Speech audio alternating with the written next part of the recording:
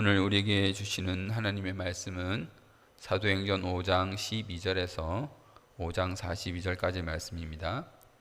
사도행전 5장 12절에서 5장 42절까지 말씀입니다.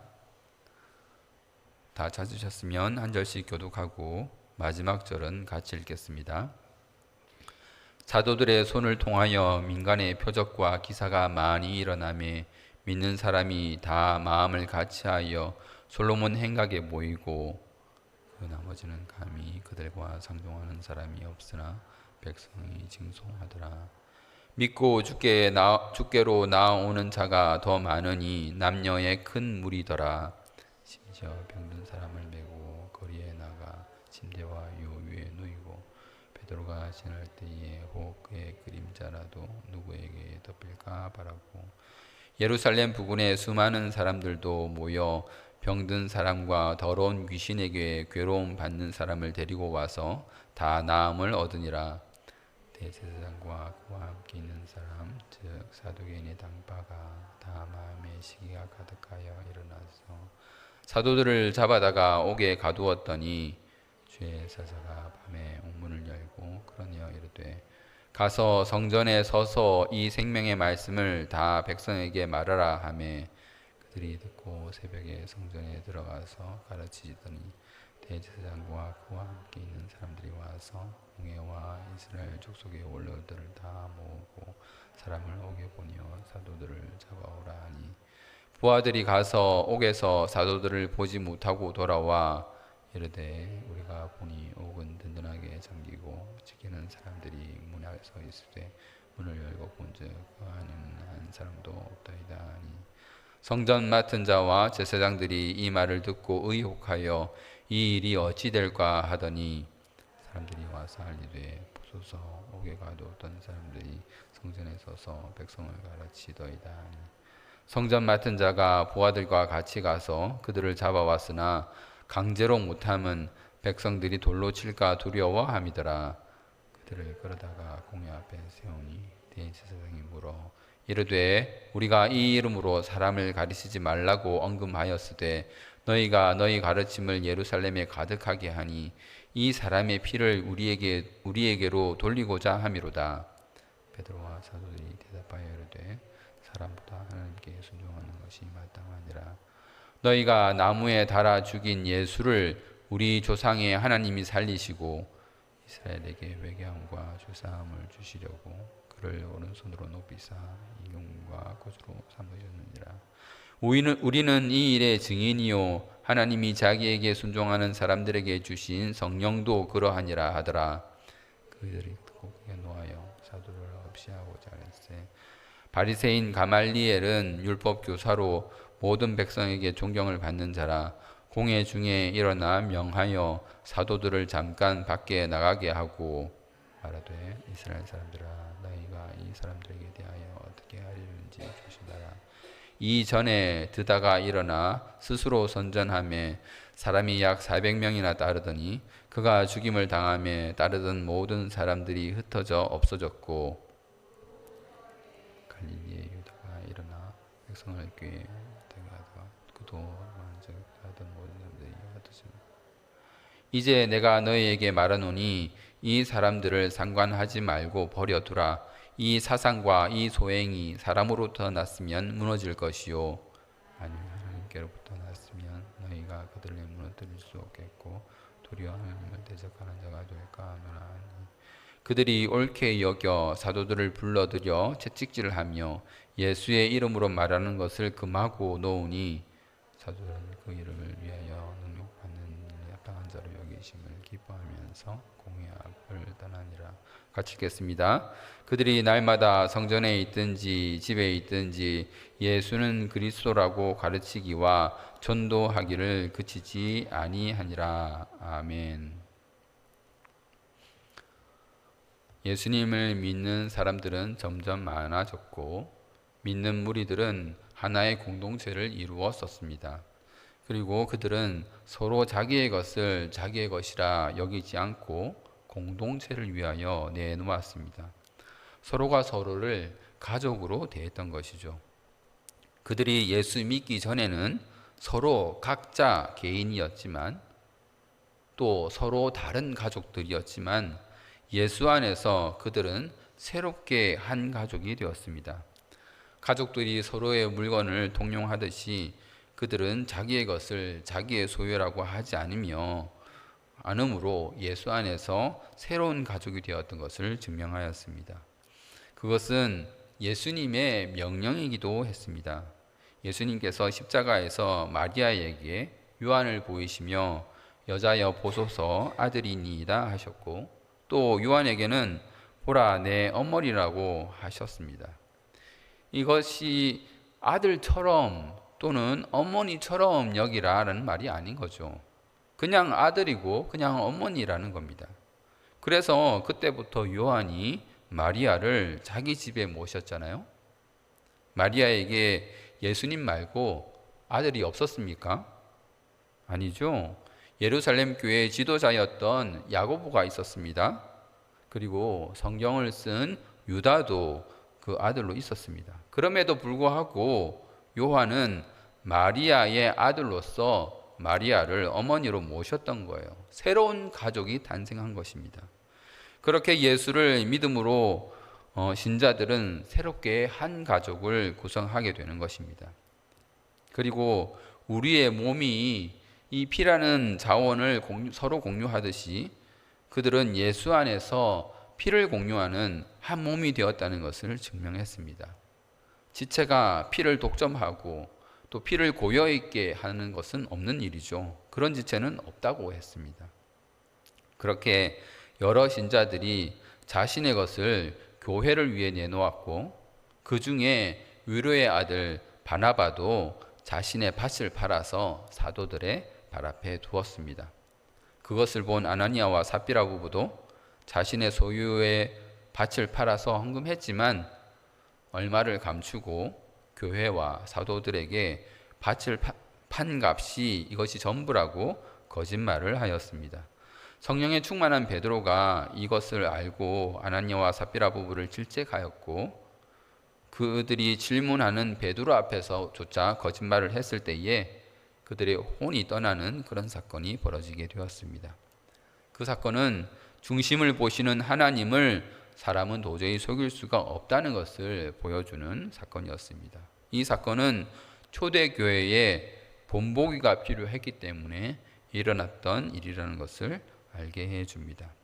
우리도 성경을 읽으면서 이러한 사건을 볼 때에 마음의 경각심을 가지고 하나님이 우리에게 사랑을 베푸시고 은혜를 베푸시는 그런 하나님이시지만 우리가 하나님을 함부로 막 대하거나 하나님께 거짓말하고 공동체를 속여도 되는 그런 하나님이 아니라는 것을, 그런 교훈을 우리는 받아야 할 것입니다.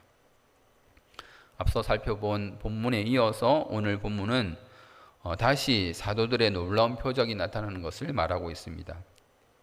교회에 주님께서 함께 하시니 주님께서 이 땅에 계실 때에 행하셨던 그 많은 표적과 기사들이 사도들에게서도 나타났고 또 남녀의 큰 무리들이 주께로 나오게 되었습니다.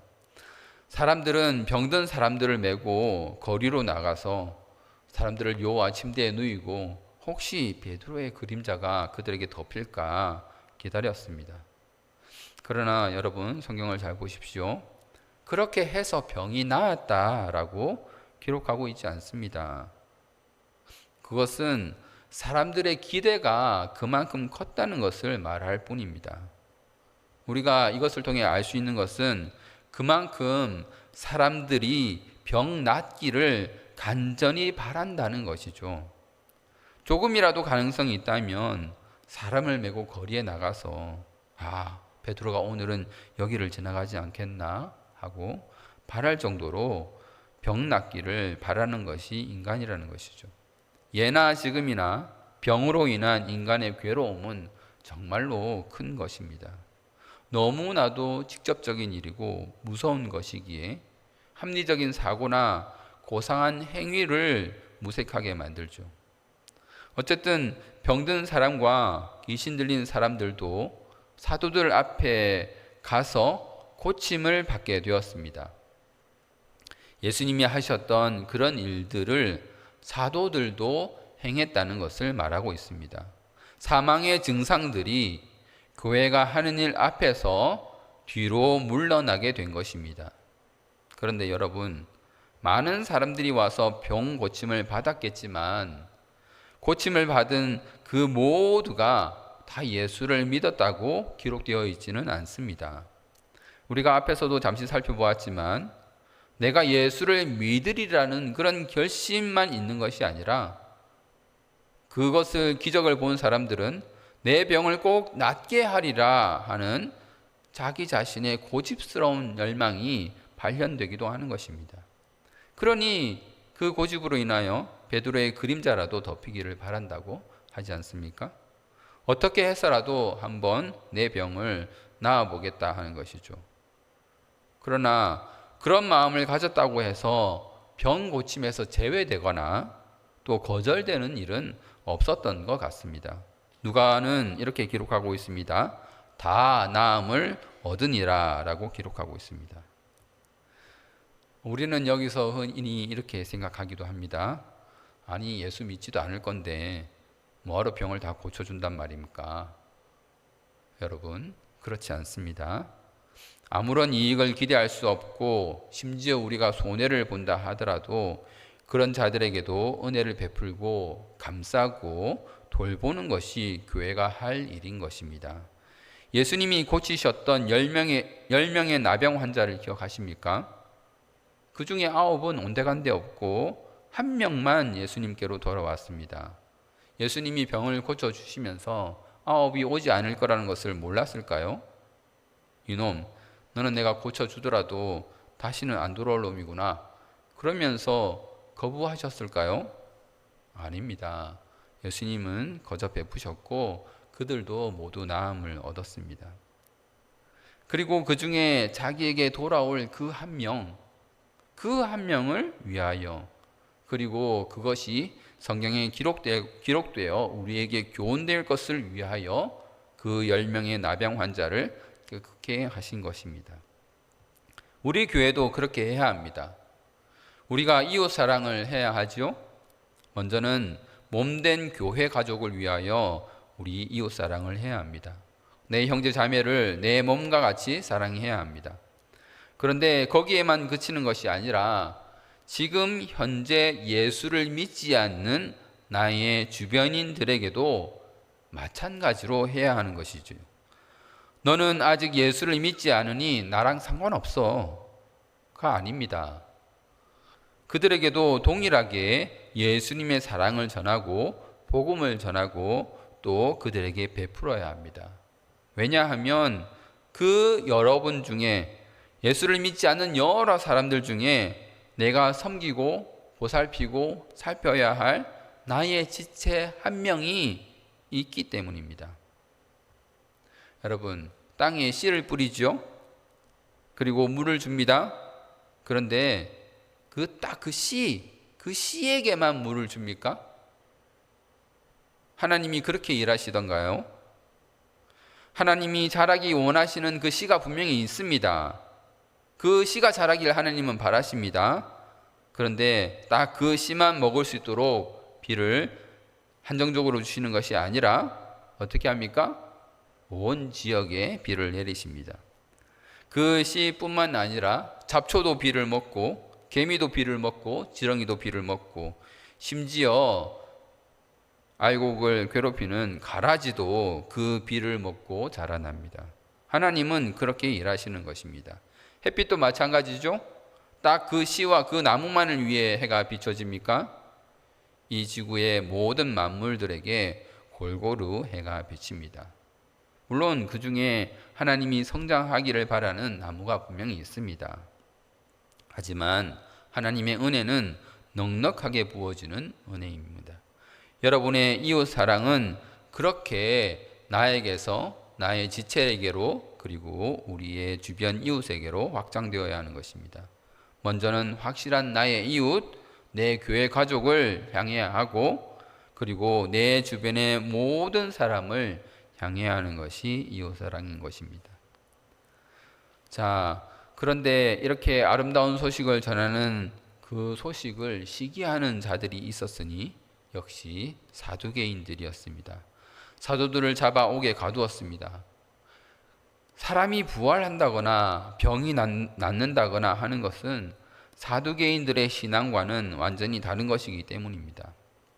자기들의 신앙이 부정당하는 것을 그냥 보고 있을 수만은 없었던 모양입니다.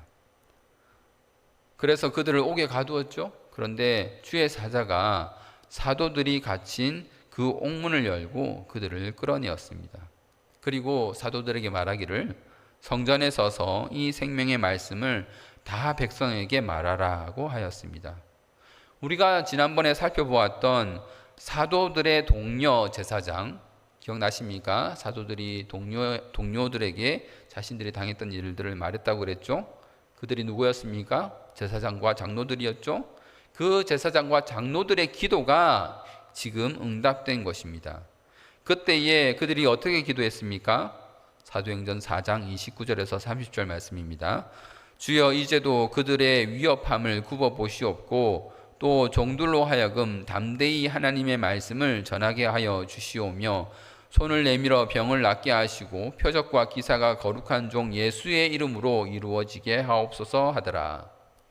어떤 협박에도 굴하지 않고 또 육체적인 구금까지도 풀려나게 하시면서 그 제사장들과 장로들의 기도의 내용대로 하나님의 말씀을 전할 수 있도록 하게 하신 것입니다.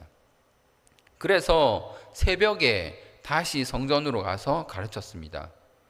여러분, 옥에서 풀려나면 어떻게 해야 합니까? 도망쳐야죠. 도망쳐야 하는 것 아니겠습니까?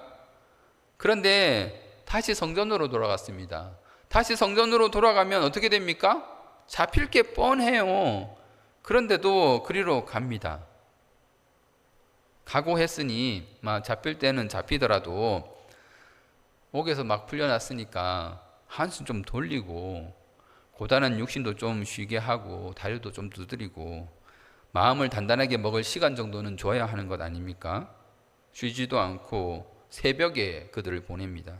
누가 새벽에 성전에 올라온다고 몇 명 올라오지도 않는 그 시각에 성전에 올라가서 말씀을 전하라 한 것이죠. 또 그들은 그렇게 새벽에 올라가서 말씀을 전합니다. 왜 그렇게 합니까? 그것이 하나님의 뜻이기 때문입니다. 주의 사자 엔겔로스, 엔젤을 말하는 것이죠. 천사가 전한 하나님의 말씀이 이 새벽에 올라가서 주의 말씀을 전하라 하니 사도들이 다시 잡힐 것을 무릅쓰고 그들의 피곤한 몸을 무릅쓰고 새벽에 올라가서 복음을 다시 전하는 것이죠. 대제사장과 함께 있는 사람들이 다시 공회를 소집했습니다. 이스라엘 원로들을 다 모은 자리에서 옥에 가둔 사도들을 데려오라 했는데 데리러 간 사람들이 말하기를 옥은 든든히 잠기고 지키는 사람도 문에 있었지만 문을 열어보니 그 안에는 사도들이 없었다라고 보고를 합니다. 그러니까 사도들이 옥에서 풀려난 것이 그저 옥문이 헐거웠다거나 사람들이 없었다거나 하는 일종의 트릭이 아니라는 것이죠. 하나님의 능력으로 사도들이 그 옥이라는 장소에서 바깥으로 옮겨진 것을 말합니다. 놀라운 일이죠. 그때에 그들에게 또 다른 보고가 들어옵니다. 그 사도들이 성전에 서서 또 백성을 가르치고 있습니다. 당연히 사람들을 보냈겠죠. 사도들을 잡아왔습니다. 그리고 공회 앞에 세우고 그들에게 물었습니다. 우리가 이 이름으로 사람을 가르치지 말라고 언급했는데도 너희가 계속해서 가르치는 그 이유가 뭐냐? 예수의 피 흘린 죄를 우리에게로 돌리고자 함이 아니냐? 아무래도 그들도 예수님에 대한 그 재판이 부당할 뿐만 아니라 예수님이 죄가 없음에도 불구하고 그들이 십자가에 못 박았다는 것을 어렴풋이 알고 있는 것 같습니다. 스스로 그들 마음에 찔리는 것이죠. 예수 죽인 죄가 자기들에게 돌아올까 봐.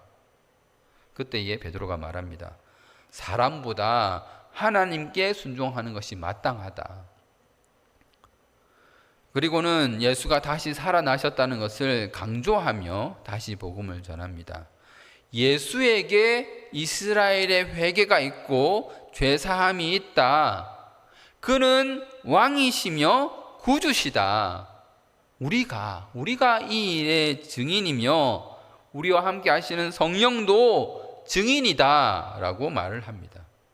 베드로의 이 말을 듣고 그들이 얼마나 화가 났던지 그 베드로를, 그 사도들을 죽이려고, 없애려고 그렇게 했습니다.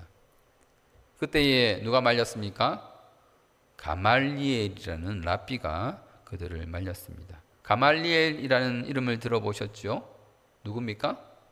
바울의 스승입니다. 사도행전 22장 3절입니다. 나는 유대인으로 길리기아 다소에서 났고 이 성에서 자라 가말리엘의 문화에서 우리 조상들의 율법의 엄한 교훈을 받았고 오늘 너희 모든 사람처럼 하나님께 대하여 열심히 있는 자라.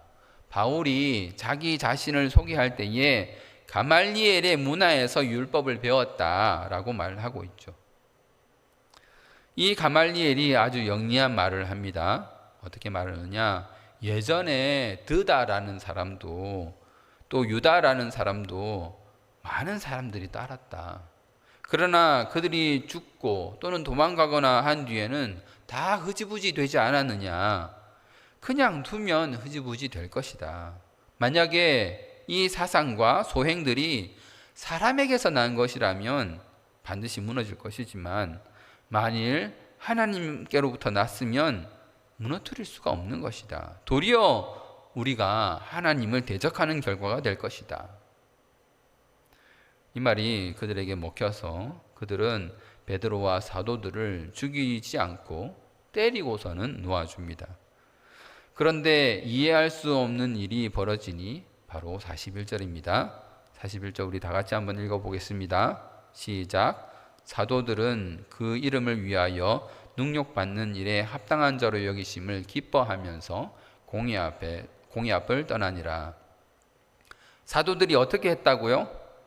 예수의 이름을 위하여 능욕받는 일에 자신들이 합당한 자로 여기심을 받았다고 기뻐했습니다. 이게 무슨 말입니까?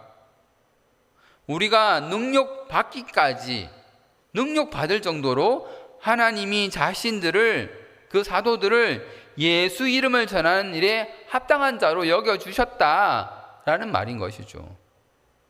자신들이 하나님 편에 서 있고 자신들이 진리의 편에 서 있기 때문에 그 하나님 때문에, 진리 때문에 능욕을 받고 죽을 수 있는 영광스러운 일을 자신들이 했다는 것에 그들은 기뻐했다는 것입니다. 여러분, 예수 믿는 자는 이렇게 되어야 합니다. 우리는 어떻습니까? 우리를 한번 돌아봅시다.